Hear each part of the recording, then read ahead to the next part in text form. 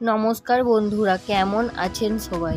আমার জিকে বাংলা চ্যানেলে তোমাদের সকলকে স্বাগত। আজকে চলে এসেছি কতগুলো গুরুত্বপূর্ণ জিকে নিয়ে। জিকেগুলো তোমাদের সাথে আলোচনা করব।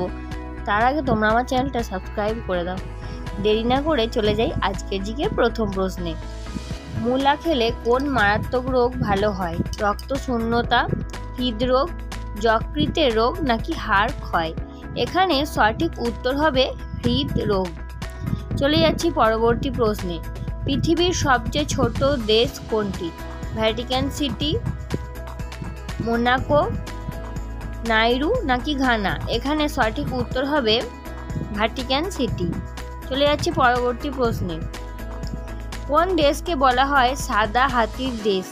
সিঙ্গাপুর, থাইল্যান্ড, শ্রীলঙ্কা নাকি জাপান? এখানে সঠিক উত্তর হবে থাইল্যান্ড।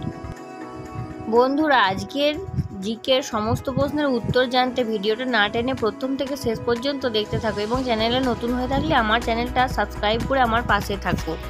চলে যাচ্ছি পরবর্তী প্রশ্নে। কোন ভিটামিনের অভাবে দাঁতে পোকা বা দাঁত কালো হয়? Vitamin E, vitamin D, vitamin C নাকি ভিটামিন এ?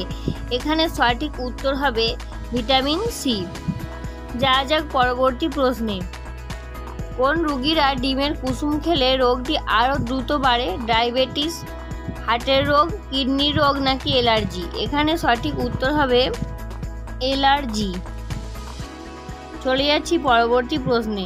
সাপের বিষ কোন প্রাণীর দেহে কাজ করে না? হাতি, বাঘ, সিংহ নাকি বেজি? এখানে সঠিক উত্তর হবে বেজি। চলো যাক পরবর্তী জিকে প্রশ্নে।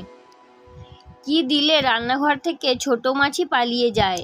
লবঙ্গ, কর্পূর, ধুনোর ধোঁয়া নাকি স্প্রে? এখানে সঠিক উত্তর হবে কর্পূর। চলে যাচ্ছি পরবর্তী প্রশ্নে। কোন চাল খেলে মানুষ মোটা হয় না? গোবিন্দভোগ, বাদামি চাল, আতপ চাল নাকি বাসমতি? এখানে সঠিক উত্তর হবে বাদামি চাল। চলে যাচ্ছি পরবর্তী প্রশ্নে। কি থাকার জন্য জোনাকির দেহে আলো জ্বলে?